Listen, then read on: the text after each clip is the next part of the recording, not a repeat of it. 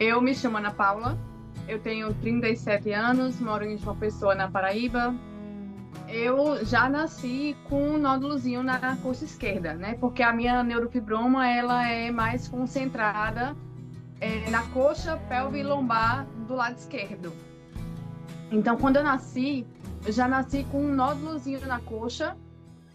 E aí, com 14 dias de vida, eu fiz minha primeira cirurgia para fazer a biópsia. Mas os médicos já suspeitavam da neurofibroma. Aí eu fiz a primeira cirurgia para retirar e fazer a biópsia para confirmar que era. Então a minha primeira cirurgia eu fiz em 14 dias. Um mês e pouquinho depois eu fiz a segunda. Só que aqui na época os médicos não entendiam muito do assunto. Meus pais não tinham muito caminho para tomar, né? Não tinham um rumo. E foi quando minha pediatra, na época, ela tinha ido para um congresso em São Paulo e conheceu um médico que era um papa no assunto, né? Como eles costumavam dizer. E aí foi quando eu comecei a fazer alguns exames lá, né? Ele pediu PIR, pediu foto minha e me chamou para ir para lá para fazer ressonância, porque aqui na época não tinha. Então, desde os 2 anos de idade é que eu vou para São Paulo Na verdade, desde 1 ano e 11 meses. Eu completei 2 anos aí. E aí, desde então, eu fazia cirurgia em São Paulo. Eu já fiz 30 cirurgias para retirada dos neurofibromas, né? Porque se você analisar a minha ressonância, você vê um cachinho de uva na minha coxa. Então, assim, todos os meus tratamentos para neurofibroma eram através de cirurgia. Mas aí, por conta da neurofibroma, que já causa má formação óssea, né? Eu tenho escoliose, eu tenho lordose. Meu fêmur da perna esquerda, que é a perna onde é desenvolvida a neurofibroma, ele se desenvolveu mais. Então, eu tenho um desnível de quadril devido ao meu fêmur ser maior. Se eu não me engano, são uma média de 3 centímetros de diferença de uma perna para outra. E eu acabei também depois, com o decorrer das cirurgias, eu acabei adquirindo um pouco de perda de força na coxa, na perna, né? Então, isso acaba meio que dificultando algumas atividades no dia a dia, tipo subir uma escada, subir um banco, alguma coisa que seja mais alta, um degrau mais alto, eu já tenho um pouco mais de dificuldade. Mas aí, quando foi em 2022, que foi minha última cirurgia, o médico tinha dito assim, que ele não operava mais, a não ser que fosse em caso de extrema necessidade, né? Porque eu já tinha feito 30 na época, né? 2022, tinha sido minha 30ª. Foi quando ele estava sabendo do estudo para o selumetinib. E aí, ele já tinha dito que não me operava mais porque eu poderia perder ainda mais força na perna, né? Que eu já tinha tido uma perda parcial.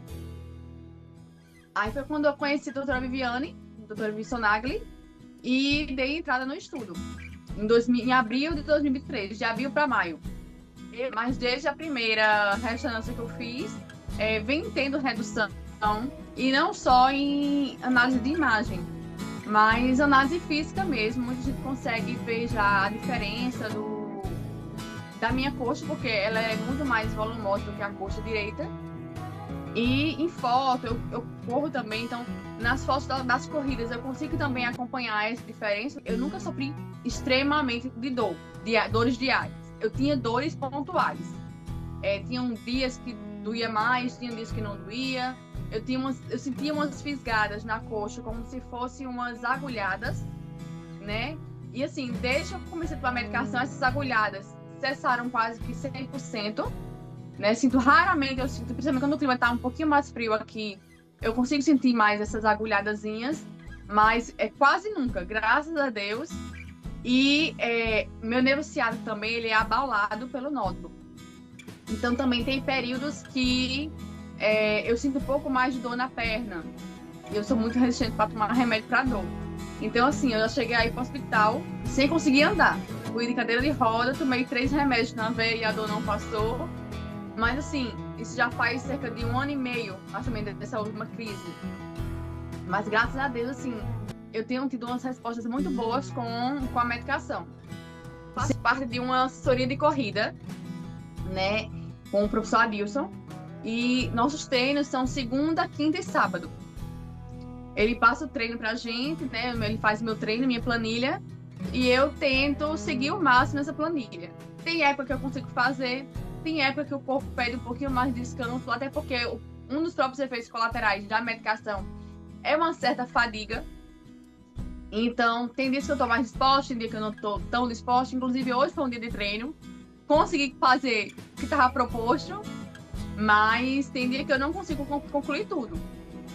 E aí também tenho academia, faço musculação, faço treino de fortalecimento numa clínica de fisioterapia especializada, né, que são fisioterapeutas que passam os treinos também. Então, na academia eu treino mais só membro superior, e nessa clínica de fisioterapia eu treino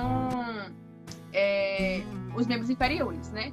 Porque também, como eu perdi um pouco de força, então eles lá tentam trabalhar um pouco essa parte de fortalecimento.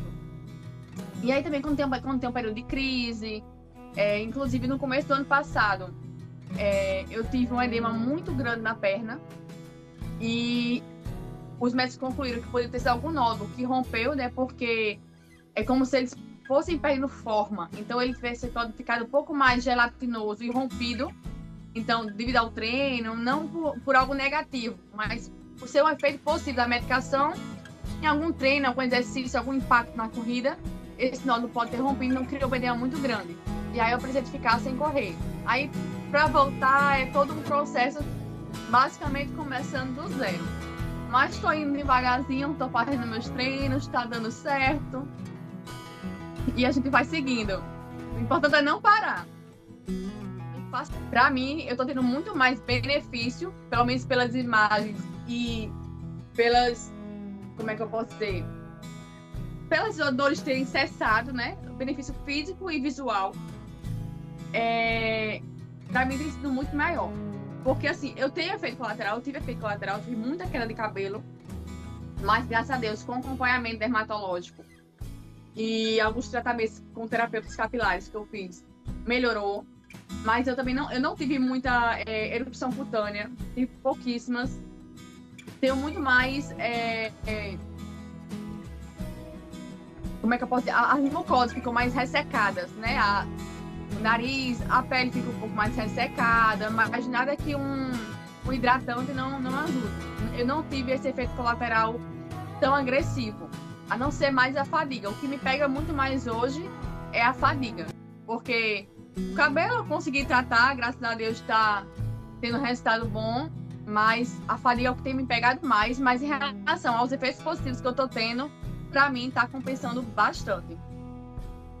Porque quando eu comecei no estudo, pelas ressonâncias, tipo, eles lá falam em volume geral.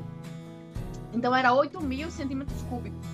Na última ressonância que eu fiz, há 6 meses atrás, na penúltima no caso, né, que eu fiz uma semana passada, na penúltima ressonância já estava marcando 5.400 e pouco. Entende? Então reduziu basicamente pela metade. Essa dificuldade em relação ao seguinte, a manter uma rotina de trabalho. Porque ano passado eu estava com terapia, fisioterapia pélvica, porque eu tenho alguns nódulos na bexiga, então eu estava precisando fazer fisioterapia pélvica. Eu tinha fisioterapia, eu tinha terapia ocupacional, tinha o treino de fortalecimento na outra clínica de fisioterapia. Então isso acabava ocupando muitos dias da minha semana, e eu sou autônoma hoje. Mas eu fico pensando, se eu tivesse um emprego de carteira assinada, eu fico pensando a dificuldade que é para eu ter que estar saindo o tempo inteiro do trabalho para cuidar da saúde. Não é toda empresa que vai aceitar isso, entendeu? De todos os dias eu ter que sair, porque eu tinha tratamento de saúde de segunda a sexta, entendeu? Tipo, eu chegava lá no plano de saúde, porque aqui tem uma instituição do plano de saúde que lá também tem vários médicos. Então eu fazia tudo lá. Eu tava indo pra lá todos os dias, porque um dia era fisioterapia, no outro dia fisioterapia pélvica, no outro terapia. Então, tipo, tinha dia que era 2 dias de fisioterapia motora. Então eu tava indo pra lá todos os dias. Então eu vou montar uma cama aqui pra mim, porque eu tô quase morando aqui. Então, assim, minha maior dificuldade hoje é justamente essa questão de trabalho. De conseguir tentar conciliar o trabalho com meu tratamento de saúde. fora as viagens para São Paulo também, né? Que graças a Deus, hoje em dia, espaçou mais, eu tô indo a cada 6 meses. Mas no começo, eu ia mês sim, mês não. E não, tipo, e me ajudava por uns 3 dias, basicamente, de trabalho, né? Quarta, quinta e sexta. Eu ia na quarta e voltava no sábado. Então, a questão de trabalho, tipo, ia estar me ajudando muito. Então, assim, eu hoje tenho uma sorte maior, porque eu sou autônoma, então eu consigo fazer meus horários, mas eu queria ter um emprego fixo, de carteira assinada, e tudo certinho. Mas eu penso dessa forma, como eu não consigo ter uma rotina constante de trabalho sem precisar faltar, eu sinto essa dificuldade. Eu até antes desse estudo, eu não tinha muita esperança de algum tratamento, porque eu já, assim, pra mim, né? Porque quando eu era mais nova, eu devia ter o quê? Uns 15 anos, mais ou menos, numa das minhas cirurgias, o médico disse assim, com a biópsia, a gente vai tentar ver se você é compatível com a medicação que surgiu. E aí eu lembro que eu fiquei super ansiosa com esse resultado, mas infelizmente na época eu não fui, infelizmente ou felizmente, né, porque eu não sei como é que estaria a minha vida hoje, eu não fui compatível. E aí eu não tinha mais esperança de ter algum tratamento para mim que não fosse através de cirurgia. Porque minha vida toda, ela foi dentro do bloco cirúrgico, né? Eu fiz minha primeira cirurgia com 14 dias e até meus 33 anos eu estava dentro do bloco cirúrgico. Então eu não tinha espécie de um outro tratamento que não fosse cirúrgico. Até surgir o Forcelugo, né? O Selumetinib. Eu pensava muito no meu futuro, né? Como é que seria meu futuro? Eu solteira, dependente dos meus pais, porque hoje ainda sou um pouco dependente. Basicamente, sou 70% dependente deles ainda. Então, eu tinha muito medo de como é que seriam minhas cirurgias no futuro. Se eu precisasse fazer cirurgia ainda e não tivesse mais meus pais comigo, como é que seria? Entende? Então, digamos assim, que meu maior problema era o medo do futuro. Os nódulos, como eu falei, são muitos nódulos. Então, numa cirurgia só, ele não consegue retirar tudo. Então, as minhas cirurgias que eu fazia quando eu era mais nova, ou até uns 4 anos atrás, ele retirava porque os nódulos iam se desenvolvendo. Então, antes de causar algum problema maior, ele marcava a cirurgia e retirava.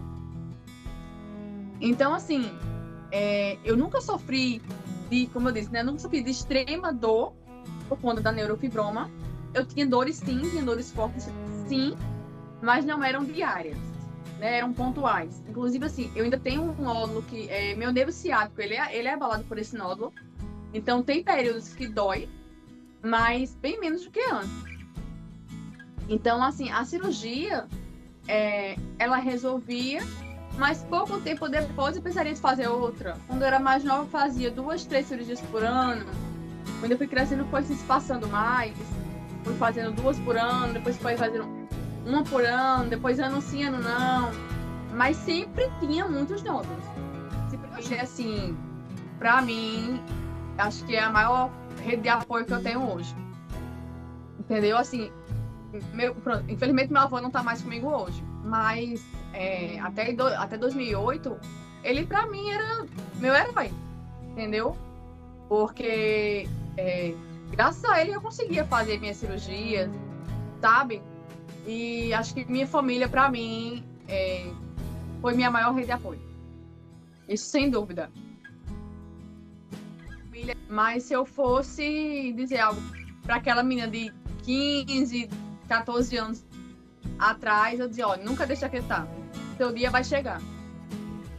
Entende?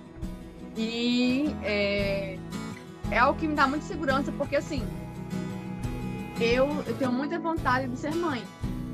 E eu sei dos riscos, né? Então, se por acaso da vida um dia Deus mandar essa bênção para mim, eu vou ter muito mais segurança.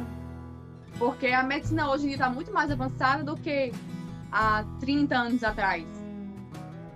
Então eu sei que talvez meu filho não passe por tantas coisas como eu passei.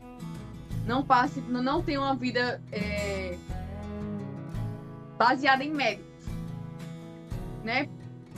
Porque a minha vida até hoje, ela é baseada em médicos. Tem físio, cardio, neurologista, fisioterapeuta.